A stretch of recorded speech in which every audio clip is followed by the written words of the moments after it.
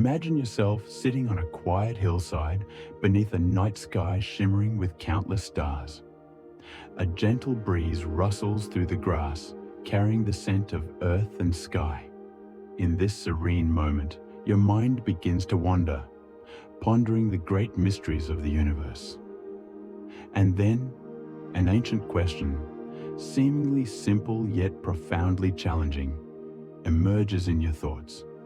If God is all-powerful, can He create a stone so heavy that even He cannot lift it? This question, often called the omnipotence paradox, has puzzled philosophers, theologians, and curious minds for centuries. It is not merely a logical riddle, but a gateway to profound reflections on the nature of power, logic, and existence. Let us embark on this journey, like a bedtime story, where we will explore not only the question, but also the deeper meanings hidden within it.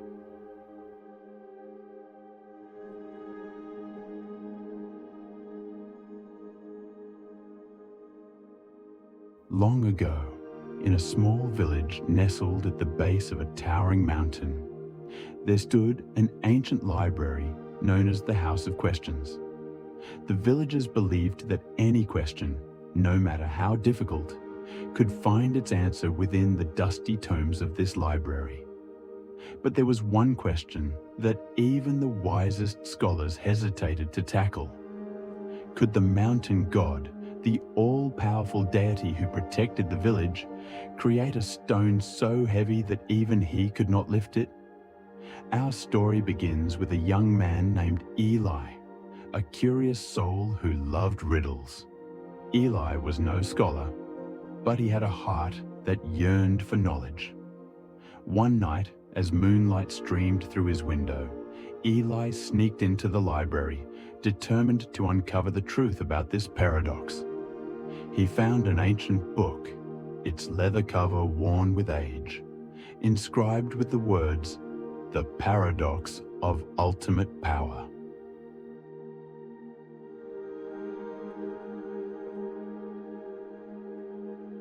Within the book, Eli discovered a legend. Centuries ago, a sage had climbed to the peak of the mountain to ask the mountain god himself about the paradox of the stone. The mountain god, with a voice as deep as the wind through the pines, had replied, "O human, your question is not a puzzle, but a mirror reflecting your own mind. My power is not bound by what you call logic, for logic is something I created." Enthralled by the tale, Eli resolved to climb the mountain himself to seek the mountain god.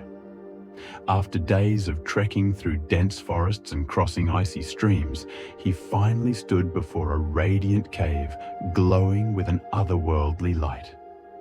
From the shadows, a voice resounded, "You have come to ask about the stone, haven't you?" Eli nodded, his heart pounding. O mountain god, if you are all-powerful, can you create a stone so heavy that even you cannot lift it? The mountain god smiled, a mysterious smile like the glimmer of light on a lake.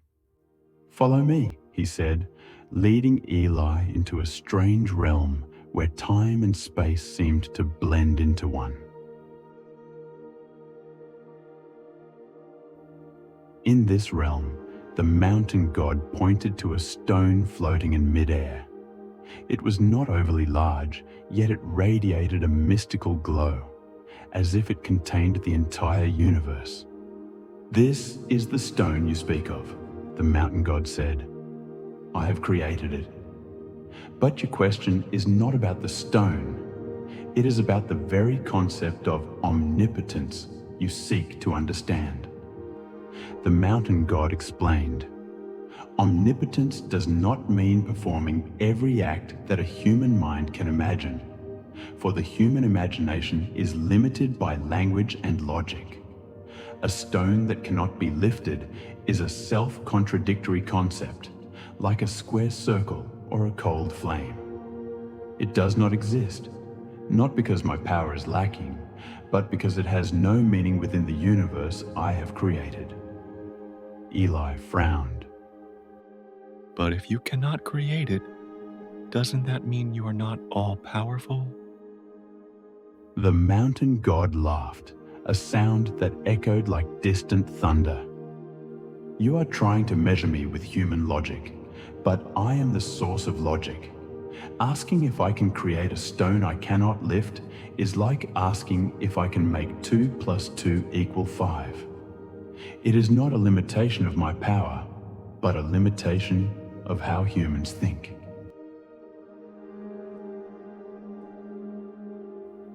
The mountain god led Eli on a wondrous journey, where he encountered the shadows of great philosophers from history, each offering a perspective on the paradox. First, Eli met Thomas Aquinas, a scholar in a brown robe seated beside a massive book. Aquinas explained, "Omnipotence means the ability to do all that is logically possible. A stone that cannot be lifted is a nonsensical concept, so it falls outside the scope of power. God is not limited by failing to do the illogical, for such things do not truly exist."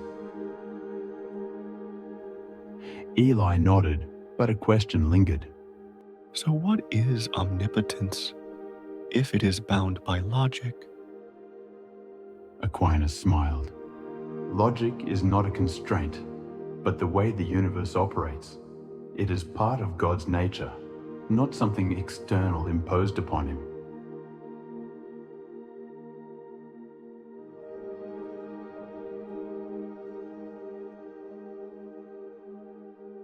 Next, Eli met René Descartes, who was drawing circles in the sand.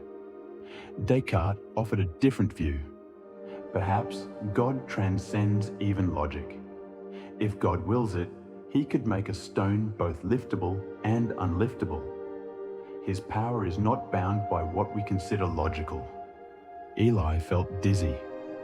But if logic doesn't apply, how can we understand God? Descartes chuckled softly. That is precisely the point. Perhaps we cannot fully comprehend God with human reason.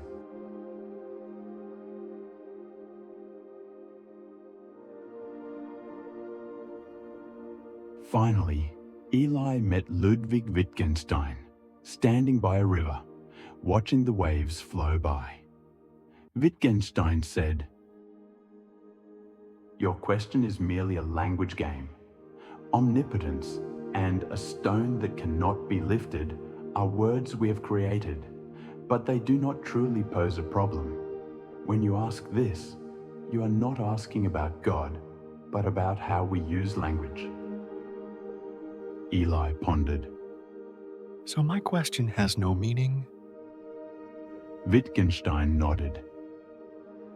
It has meaning in showing the limits of our language, but it does not touch the true nature of God.